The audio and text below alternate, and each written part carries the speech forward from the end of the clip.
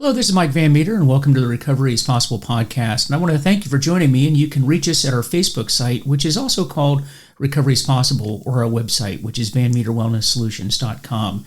This podcast exists to educate the public about addiction, remove the stigma associated with addiction, and offer help and support to those suffering from addiction.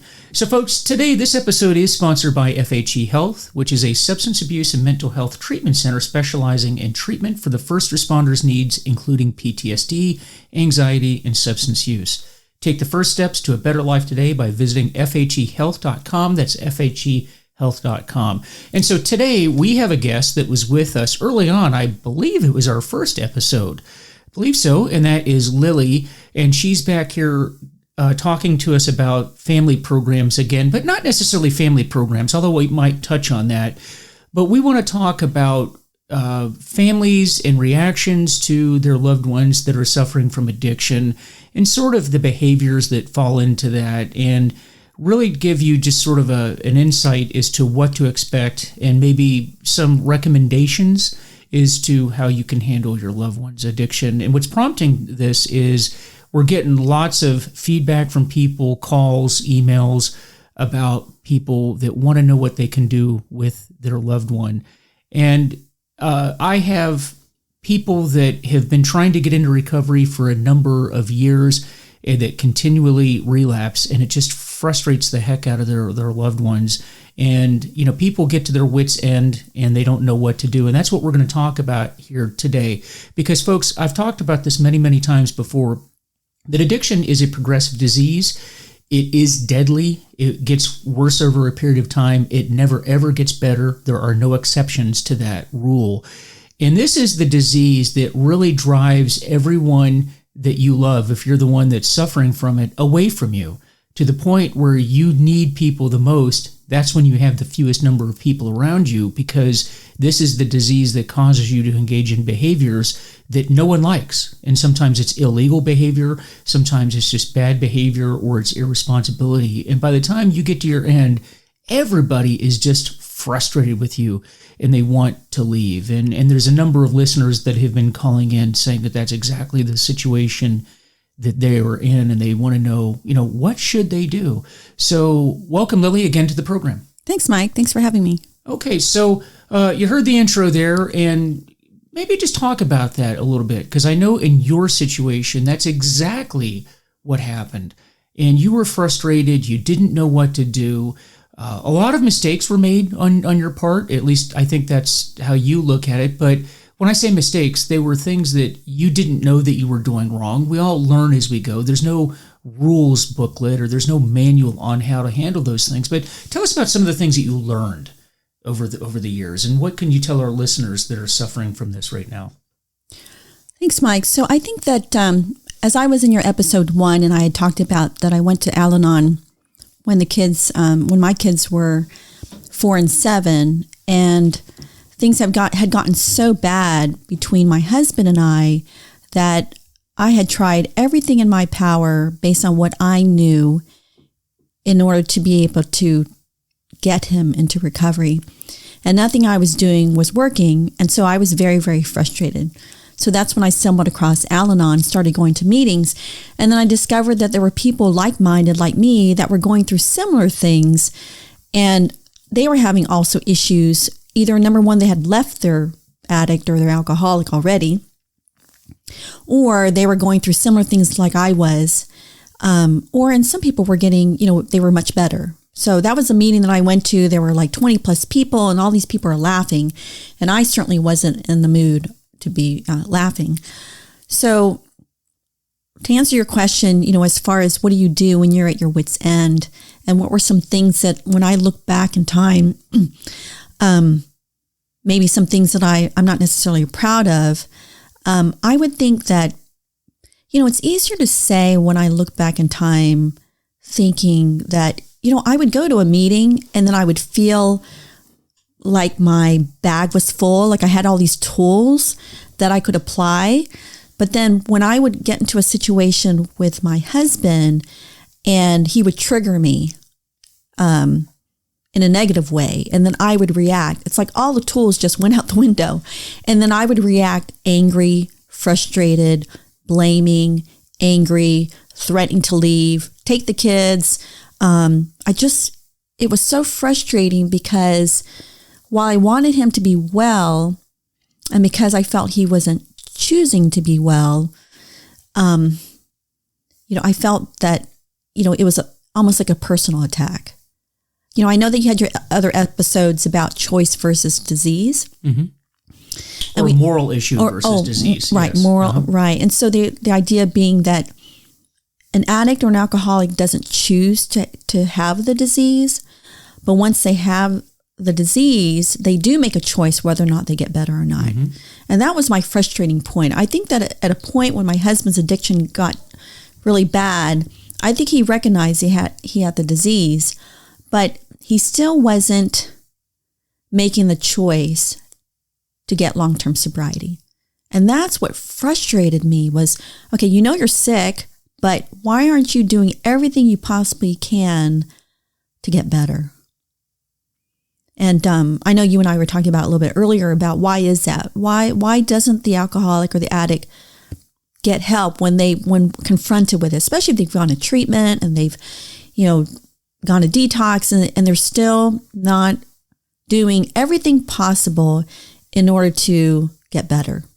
So did you think that your loved one was doing this on purpose? Sometimes I did. And so I would get so frustrated because he wouldn't be getting the help that he needed. And I would lots of times, even though I knew because of Al-Anon, they would say, you didn't cause it, you can't cure it, you can't control it, but you can contribute to it. And so I was doing my damnedest to try to not contribute to it. But even when I got to the point where I felt I wasn't, even though I would have my own little relapses of getting triggered and making things somewhat worse, he still wasn't getting better. And so it was difficult to continue to stay in the relationship. And so I started having these thoughts that I was going to start taking necessary steps to leave him because I didn't think that he would get better. So do you have a different understanding of that now? About his motivations? Well, I think... What do you think was really going on? Was it really a matter of he didn't love you and he didn't love the kids? Or was it truly the disease had taken over? I think looking back on it, knowing, that he struggled for so many years, I think that I underestimated the power of this disease. It is powerful. And that, it's not just a willpower and, he could just will it away. I now know that, they always say in the big book that acceptance is the answer. That when you accept that it's a disease and that you have no control over it, and that the answer is truly to accept it, and then by that acceptance, I believe that means now is you cannot tackle this disease on your own. You need family, you need a support network. If you're involved in AA, you're entrenched with sponsors and other people in the program, and if you haven't lost your family members by then, if they're willing to stick by you, they are a strong network that can help you, but with the recognition that it's not going to be easy. My husband had lots and lots of relapses, even after he recognized that, okay, I want to get well. And then we decided to partner up together as he sought recovery.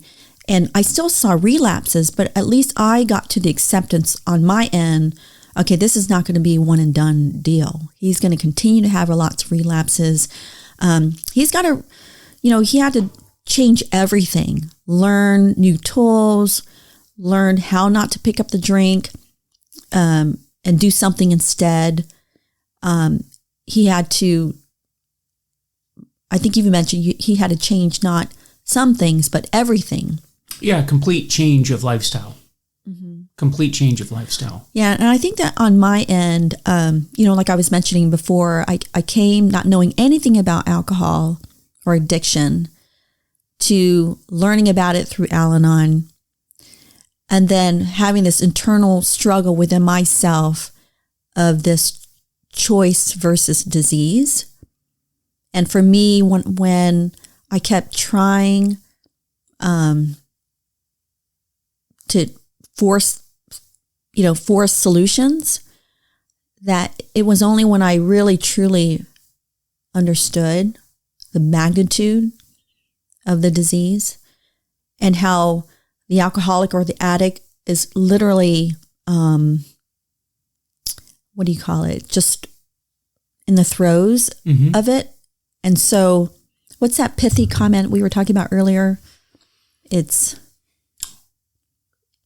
Yeah, I don't remember what the pithy comment was. It's just, but what you're getting at is that we don't ask you to change much. We just expect you to change everything. Yeah, and so I think that from the family member's perspective, it's just really frustrating. And you're living with this person day in, day out. You see how they're ruining their lives. They're affecting their family. They're losing touch with their children, if they have children. They're, potentially getting DUIs, potentially losing their jobs. And all the while, the family member is seeing this, and especially if they're not working and they're reliant on that person, it's very scary. And in my particular case, I went back to work because I wasn't sure if my alcoholic would get better. So then I was thinking, okay, worst case scenario, he dies, and then I've got 2 kids, so I've got to go back to work in order to be able to provide food and money for my family. So those fears are going through my head, and then just concern also with the alcoholic himself. Is he going to die? Is he going to have a job? Is he going to hurt anyone? Is he going to get a DUI? Is he going to kill somebody? I mean, the family member is the one that has to deal with that. And so I did get professional counseling along with support groups through Al-Anon. I did reach out to people, but, despite all of that, that was good that I had all that. But there were moments that I would just feel so devastated, so lonely, so abandoned, as my loved one was going through his addiction. Well, I think part of it, what I have seen in working with family members, and I don't know if this applied to you, but I know a lot of the men that I have worked with over the years, very few, if any. Actually, I'm trying to think if there have been any where their loved one, their spouse, in the case of the men that I work with, their wives, very few of the wives actually supported their recovery. And it was a weird thing because on one hand, they desperately wanted their husband to get well. They wanted them to get sober, but they didn't want to hear about AA. They didn't want to hear about any other program. And by the way, folks, I do want to say there are other programs out there, but for these particular men, it was AA. So on the one hand, their loved one wanted them to get well, but they didn't want to be involved in their recovery. They didn't want to know about AA. They didn't want to know about anything that they were doing. They didn't want to know about meetings, but they wanted them to get well. And it was weird. The weird thing about addiction that I have found over the years is this is the disease that everybody has an opinion about, right? On the causes of it, why it continues, and finally how people should get well. But very few, if any, of the people that you talk to have any experience with this. They've never had to get sober. They don't know anybody that's gotten sober.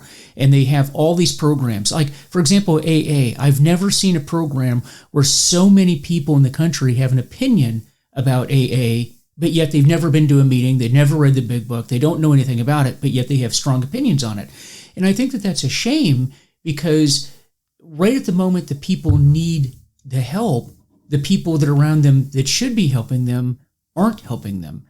And I think what differentiates your situation from a lot of the people that I have worked with is that you seem to really work. You worked hard on understanding the problem. And then when your loved one needed to get well, you were part of the team and you were able to point in the direction. Because I know the guys that I work with, it was very important for me to always be consistent in the message and always being pointing towards the solution.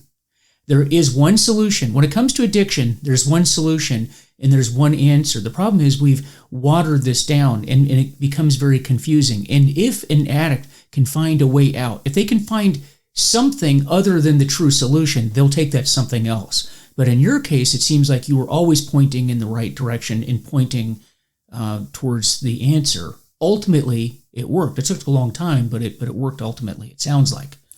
Well, I think that in my particular case, I was one of these, spouses where I was involved. And I was desperately trying to create bottoms for my husband so that he would get better. But really, in my particular case, what ended up happening was I really needed to back off. I needed to allow him to be able to find his own way, because if he wanted a recovery, he had to be the one to do the work. So I eventually learned to step back, to stop making bottoms, and then work my own program. And if it was, if it was meant to be for him to get well, he would get well. So that's why I was preparing to go to work and try to do things to get myself in a situation where I could take care of the kids if something happened to him. Mm-hmm. That's what I did. But I've known other people where it was the opposite. Like you had mentioned, they didn't want to get involved. They just wanted to be done, to the point where they've left their husbands or wives, right? They turned the other way.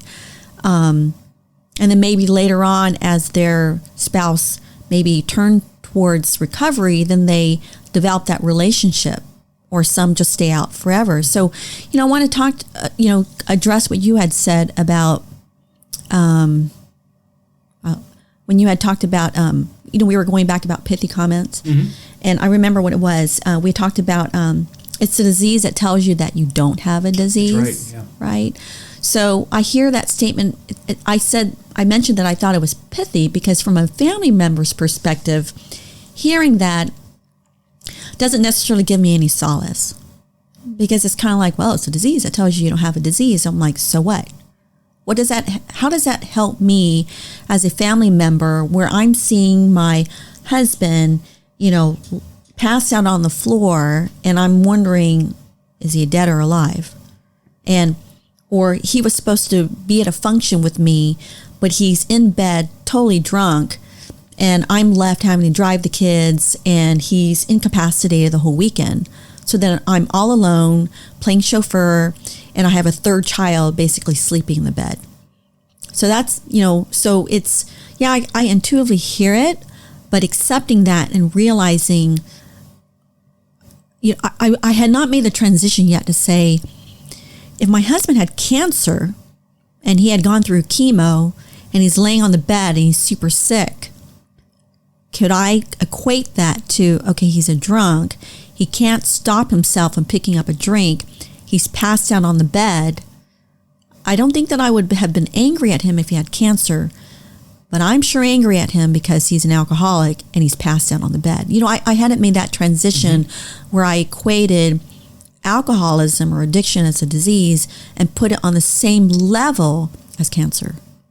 It was only when, after years and years and years of him struggling and years of me banging my head against the wall, where I was able to say, it's pretty similar. It really is similar. Just like if my husband had cancer and he refused to get treatment and get cancer, and get chemo or radiation, he's going to die. And I'm sure there's families out there, Mike, who have cancer, and then maybe the family members do choose not to get any help, and they do die. Mm-hmm. I'm sure that happens. And they do. And they do, right? Yeah. So there's a lot more similarities between the diseases, and I only say cancer because you have to get treatment to put it into remission. Mm-hmm. If you're a diabetic, you have to change your eating, or you have to get insulin into your body in order to get better. The addict and the alcoholic has to do certain things in order to put their disease in remission. Mm-hmm. And the family members, are there to support them, but we have to go through our own trials and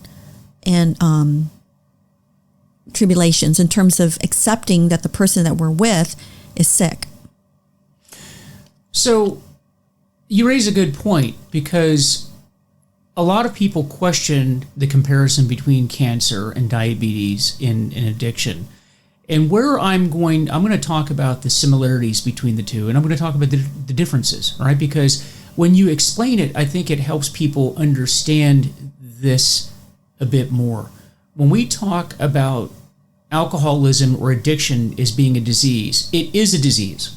By the way, when you go to a hospital, for those of you that are taking your loved ones to the hospitals, your doctor and nurse is not going to lecture you on your moral behavior. They're not going to say, hey, stop doing that because you're a bad person. Good people don't do things like that. What they are going to tell you is that you have a very serious disease. So the medical community looks at this as being a disease. But what do we mean by that? What we mean is that it is a physical and it's a mental disease. Now listen very closely to what I just said. It is a physical, meaning there's a physical predisposition and your body becomes physiologically addicted to the substance, right? We know that if you withdraw off of alcohol, you can die from that. Your body has an adverse reaction to it. That's a physiological response. That's the physical side.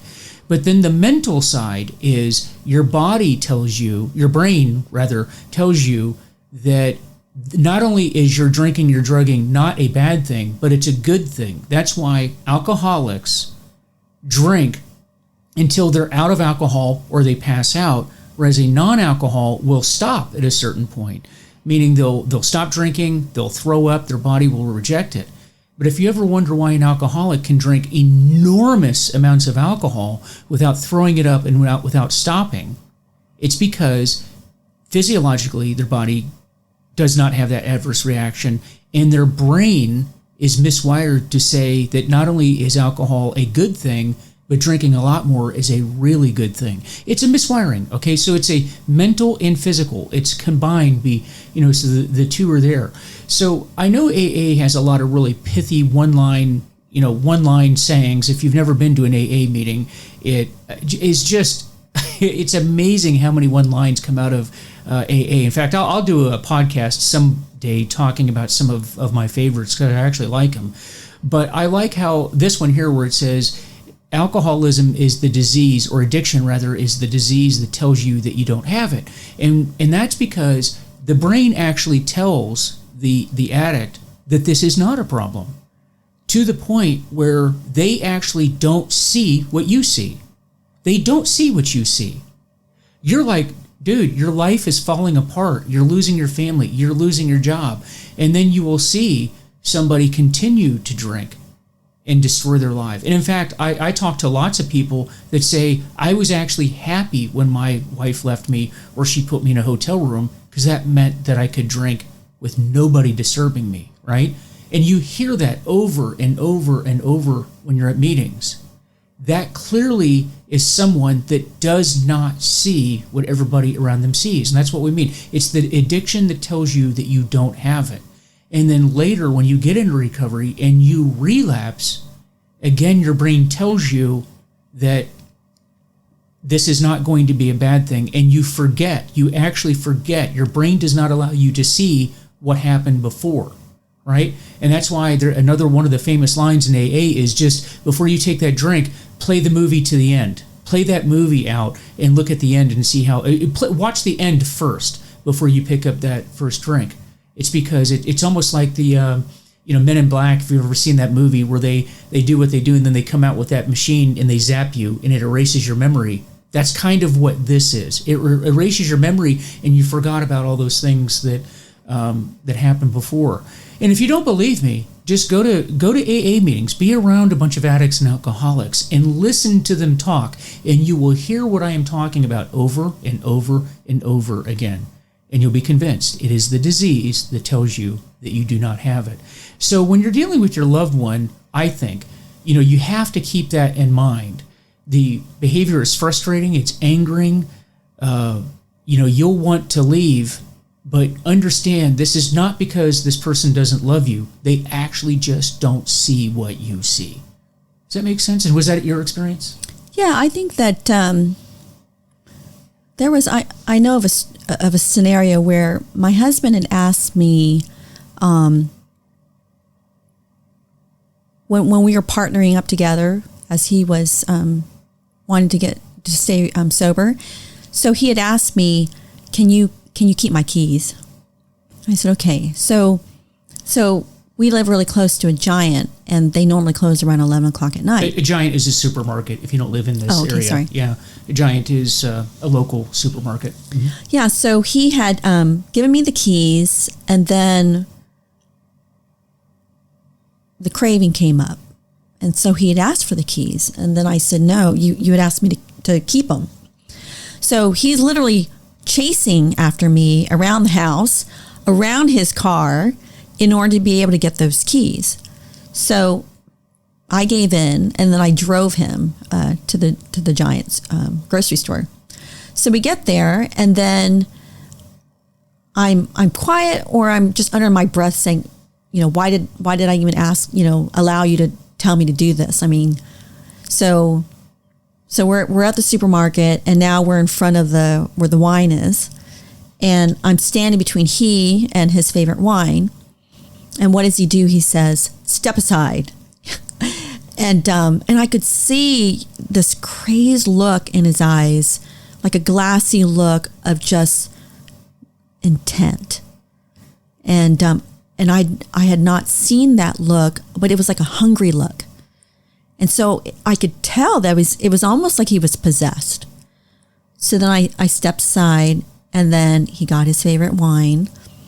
And then, I'm walking behind him as he went and bought it.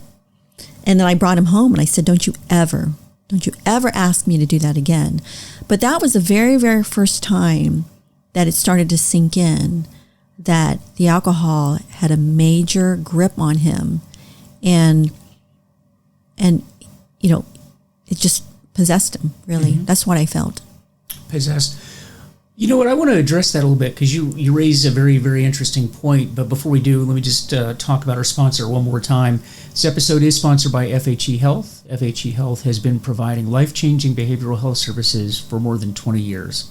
They treat substance abuse and mental health disorders in an individualized and comprehensive approach.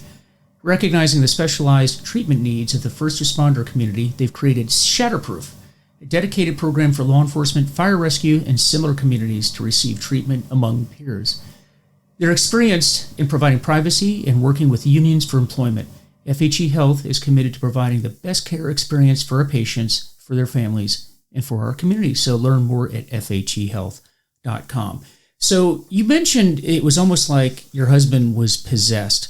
And I remember having sort of this epiphany, this thought once about that, because I know in my own experience, I have described it. I know when I taught the class down on addiction down at the FBI Academy, I would talk to the students about this, that it was almost like a possession. You talk about that. And not to get too freaky with people, but almost like a demonic possession. And I know in my case, when I could have all the resolve I wanted during the day. I'm not going to drink. I'm not going to drink. I'm not going to drink. And then there was just a certain point in the day, usually in my case in the evening, where it was almost like the horses would just, you could hear them coming up behind you, and then boom, they would just overtake you, and there was no power. There was no power to overtake it. And everybody that suffers from addiction will tell you that same feeling. It was almost like another person was talking to you and making you do something you didn't want to do. And so it made me think that it's interesting when you think of how people talk about addiction, and I'll talk about the bottle here for a second. I mean, listen to these terms. Maybe our listeners have heard this. You love me, or you love the bottle, rather, more than me. That bottle is your bride. You'd rather sleep with that bottle than with me. I've heard people, when they give up drinking, they describe their drinking as though ending their drinking like it was a divorce. Now that's interesting, because you divorce a person. You don't divorce an inanimate object. You divorce a person. I've heard people say it was like a broken relationship. They felt lonely. They felt isolated, right? Well, you feel isolated from people. You hear all these terms, and it's interesting because people talk about their addiction as though it's a person, right? And then it made me think even more that when you go by liquor stores or wine stores, oftentimes you'll see what? You'll see so-and-so's wine and spirits. You ever wonder about that? Wine and spirits. Alcohol has been given the term spirits, right? But a spirit is a living entity. A spirit's not an inanimate object. It's a living thing. And I've always wondered about that association. This is the only thing that we have in our life where we feel that this object, this thing that we put into our body, is almost like a living person. On a previous podcast, I talked about how I was involved in a pretty serious cycling accident in 2016. And I remember, and this is probably 6 or so years into however many years it was into recovery. So I had some recovery behind me, and I get into this bike accident, and the paramedics and the ambulance started talking about giving me morphine. And I remember, after those years of recovery, my reaction to that, where the addiction kicked in, and it was almost like a person was sitting on my shoulder saying, "Oh, right, this is going to be great. We can party tonight." And here I was, half my body was broken, and I wasn't even thinking about all the damage that was done to my body. All I could think about was what a good time I was going to have in the hospital tonight. But it was uncontrollable. It was something that just took over, almost like a person took over, right? And I've always thought that was just a very strange relationship, but it's a very unique relationship that addiction has with a person that you really don't see anywhere else in any other relationship. What do you think of that? Well, you and I had talked about earlier about how addiction is a very complex disease. It is. We tend to oversimplify it. And so I know that you gave an earlier episode about the 5-year cycle. Mm-hmm. So I actually listened to that one. But I think that even beyond the 5 years... 5-year cycle of recovery. Yeah. Of recovery. Mm-hmm. But we also had talked about, take those 5 years and address it from what is alcoholism and addiction. It's physical, it's psychological, it's emotional, it's, I can't remember. Spiritual. Mm-hmm. So it's... And then the 5th year would be you being able to incorporate all of those other mm-hmm. 4 aspects that you just mentioned. Because I submit that prior to that, at least in my own case, I was focused on each one of those, the physical, the spiritual, the psychological, the emotional, individually in individual years. And then by the 5th year, I was able to interweave those other 4. So you just said over a 4-year period, mm-hmm. you worked on those 4 things. Individually. And the 5th year, you entwined all of them. It was like I was able to go, oh, I get how they all work together. So if you're an addict and you're an alcoholic and you're not even in your first year and you're still battling addiction. The physical part. Mm-hmm. But you're still deficient when it comes to the psychological, spiritual, emotional. Mm-hmm. So an addict and an alcoholic has to deal with all of that. So for them to go over that hump to even get to the physical point, they're still missing, they're still deficient in all the other things. Mm-hmm. And so... That's why that first year is very hard. Mm-hmm. Well, no, you really don't have all those tools yet. Well, no, that's what I'm saying, though. I think that for me, being the family member, I would think, just choose to get sober, not really realizing the complexity and how difficult it would be for my alcoholic to get well. Well, you raise a good point, and that's why a lot of folks that I work with are very upset when they send their loved one off to, let's say, a 28-day treatment or a detox. And those of you that have not been to treatment before, 28-day is the standard in the United States that you go off. So 28 days you go off to a program and then you come back. And a lot of family members think, oh, I sent Joe off to treatment. He's fixed now. Okay. And then they come back and then they start drinking again and people are confused. They're like, I thought he was fixed. He went off for his 28-day treatment. Why is he drinking now? And I think what you're talking about addresses why that is, because 28 days is not enough. By the way, you guys do understand that there really is no scientific evidence that says that 28-day, that this model that we use in the United States is effective. There is no evidence that supports that. And that's a big item for discussion in the recovery community right now. But that is the standard. A lot of it has to do with what will insurance companies pay for. That it's really more driven by the business end than anything else. But I think what people expect is they go off and they're fixed. You understand there's no being fixed with addiction, right? So that's what you're talking about. And what you just described in that 5-year cycle, that's a long cycle, right? So people go off for 28 days, but you're talking 5 years before people even really have that light bulb come on and say, oh, I understand this whole addiction piece, right? It's very complex, very complex. Yeah, I agree. And I think that as a family member, I thought it would be a quick fix. I thought my husband would go out for 28 days, never really thinking how to do with the insurance companies, but that all would be well. But then as I learned more about the disease and especially, continuing to live with him all those years as he was battling addiction and really struggling to get into recovery, I learned that, number one, it was going to be a slow process. I had to accept that it was going to be, a long haul process and that it would take time.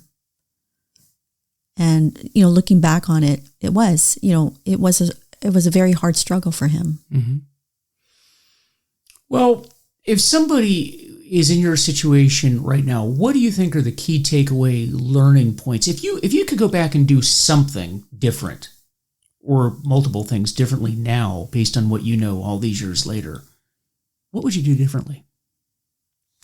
Mike, that's a really tough question because I do a lot of work, and before COVID, I volunteered at a local treatment center, and I would talk to the patients and to talk to them and their family members. It was family night, and so the patients would be there, and the family members would be there, and we would talk about Al-Anon.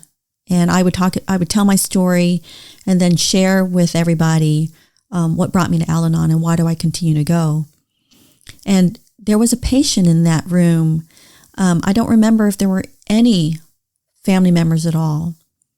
But the patient said to me, if you had done anything differently, do you think that your husband would have gotten into recovery earlier? So I was dumbfounded. I couldn't even speak. And so luckily, they always have a professional counselor that's there, and he stepped in, and he basically said to the patient, Lily did the best that she could at the time. And then we don't know. You knew what you knew. Right. And we don't know if her husband would have gotten better if she had done anything differently. And so, I don't know if I would have done anything differently. I really did the best I could based on what I knew. And I had to forgive myself for the things that I, like calling the police or that didn't help when I did that. Because I did that not because he was doing anything. I did that to create a bottom. Mm-hmm. So I did apologize for that because that... But in fairness, you had told me in a previous discussion, maybe even the last podcast that we did together, that you actually had received that advice from somebody that... I did. You didn't make that in a vacuum. Mm-hmm. There was somebody that gave you poor advice, and that somebody should have known better about that. Well, I don't know if they would have known better. I think that they were trying to help me. They were trying to get my husband into recovery. So, you talked about earlier about there's a lot of miscommunication out there. There's a lot of misinformation out there. There is. But then what works for me may not necessarily work for somebody else. I think that family members live with a lot of guilt. And we need to forgive ourselves. And, we could be really hard on ourselves because, thinking that we have all the answers because we're the ones that are sober. But what works for one person may not work for another. And there is a lot of misinformation out there. But I think that, number one, what are the things that I would recommend people do?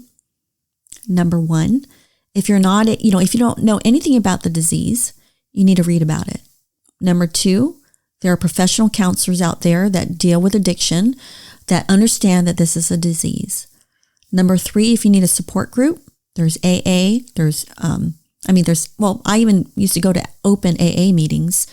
There's Al-Anon, there's a number of other support groups that are out there that help people in a group setting, help to deal with it. And then you have to take care of yourself. I don't know if I mentioned it in here, but, when you're flying along and then you lose pressure and then the masks come down, they say put it on yourself first before you put it on your children. You have to do that. I got to the point where I was just nothing because I was putting everything into my husband. And I was just a zombie, just doing the day-to-day things to take care of my kids. But I learned that if I wasn't well, I would be of no use to my husband or my children. So you have to learn to take good care of yourself. Mm-hmm. And then just continue to learn and then just have grace upon yourself, because this disease ravages you. It ravages the alcoholic. It ravages the family members. Now, I wish that there was more research. The amount of money that's put towards cancer, I wish there was more money put towards addiction. Now, with the opioid pandemic and epidemic, hopefully that will bring more money, especially as they're studying that arena. But hopefully it trails over to alcoholism as well. But we definitely need more research in this area. And then that way you clear up some of these misinformation out there if we had better research. But what we do know that is clear, and I know that I have friends in Europe that talk about how they look at addiction, and over there in Europe they're very much into the they're not completely convinced that abstinence is the answer. They're into the harm reduction model, meaning we just want to have you use less of whatever drug you're using. What we do know is that abstinence works. And you cannot, if you are somebody that has gone to an AA meeting, has gone to detox, has gone to a 28-day or longer treatment facility, you really have no business using drugs or alcohol. And that is the answer. And one thing I'll address in the conflicting messages out there in society is this. I'm 100% sure of this. There is no debating this one. 100% abstinence works 100% of the time. And if you have ended up in a position where you've needed treatment for drugs or alcohol, to think that you can experiment or reduce or get into long-term harm reduction is a really bad idea. That we do know. And if you have a loved one that is in the category that we're talking about, that has to be the direction that you're pointing towards. Not drinking less, not taking vacation, not moving, not getting a new job. The problem that you have is you need to stop using whatever you are using.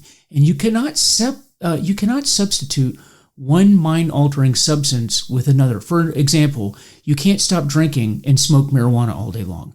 You can't stop using heroin but take up drinking. Addiction is addiction is addiction, and you just need to stop using anything that's out there. And if you have to have an operation like I did, you do that very carefully, and you do it under supervision, and you do it with a lot of help from the people that you've met in whatever recovery program that you are in, and you have that team that Lily was talking about around you with people that have studied this and know what they're talking about. Would you agree with that? I do, and I think that I think it's important. It's important to have a family, a network that supports you. I definitely believe that in my husband's case that he would not be sober today if it wasn't for the support of the medical profession. It is a disease after all, right? Of the medical profession, with the support of his family, with the support of AA and the people that he's met in the program. It's a complex disease. I think it's because we tend to oversimplify it. That's what's causing our problems. It is very complex. Like you said, physical, emotional, psychological, and spiritual. All of those areas are involved in addiction. It is very complex. And it's a lot of work. You're never fully recovered, meaning ED, meaning in the past tense. Recovery is an ongoing project that is constantly worked on.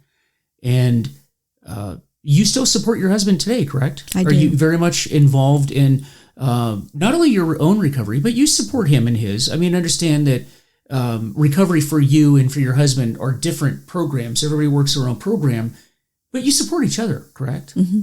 Like a team effort? How do you support your husband now? Well, I think now what I do is that, we work with a lot of people now, and my focus is on the family members and lessons learned, that I did, and that, I made a lot of mistakes along the way, but like I said, I did the best I could at the time.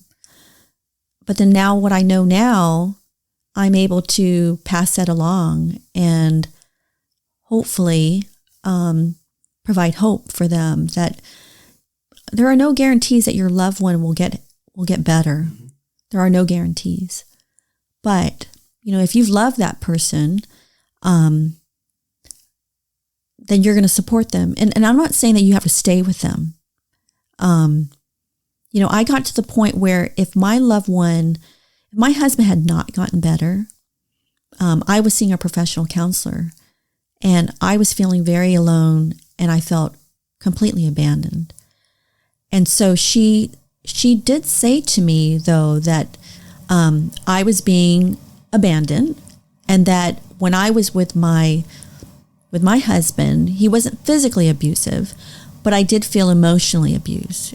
And so she said that I didn't need it. I did not have to live with that. And so I had decided in my mind, and it wasn't a threat, that if he did not get help, then I was more than willing to put the house up for sale, more than willing to separate. I didn't want a divorce, but it doesn't mean that I needed to be under the same household, under the same roof, because I didn't want the children to be exposed to that kind of behavior, especially when he was still in the throes of his addiction. But then in my particular case, it just so happened that he sought help, and then he got into long-term recovery. So we never had to do that. But I was more than prepared to do that. I think, like, when we talk about self-care, the family member has to decide what is best for themselves and their children. And it's certainly, if they're in a physical, situation where they can suffer bodily harm, they need to remove themselves and seek shelter. And then if there's other, emotional abuse, or, where they're not being cared, certainly physical abuse, physical, but even on the emotional side, I didn't feel safe. And so I didn't like the yelling and the screaming. It wasn't good for the children. But I think that once my husband got into long-term recovery, and that we actually, probably early on, maybe 6 months when he was in recovery, we went to a counselor, and then we learned couples dialogue, learning how to communicate, because now he's sober, and learning new skills of how to communicate as a couple, where he was always drunk. So now, how do you communicate with a sober husband who's never learned to communicate with you? Because either he's always been passed out. So we as a couple had to learn new skills of how to communicate with one another. So there was a process where we had to learn to communicate better. Mm-hmm. That's fantastic. Any final thoughts before we wrap up? So I'd say, like I was mentioning earlier, Mike, I think that addiction is a very complex disease, like you mentioned. I think that the family members are significantly affected. It's important for them to take care of themselves. It's important for them also to get help, whether it's support groups, professional counselor, a support network for themselves as well, and get educated about it. There is a lot of misinformation about, and for me, the best information that I was able to get was through treatment centers. Mm-hmm. Yeah, treatment centers. There is a lot of information that's out there, and if you've not had a chance, if you're a listener of this program and you've not had a chance to check out our website at VanMeterWellnessSolutions.com, we try to put information on there that we think is helpful, things that have helped us along the way check that out, because there's videos, there's articles, there's links, all sorts of resources that we're placing on that website. Are there anything off the top of your head that you would suggest, maybe reading material, anything that helped you in particular?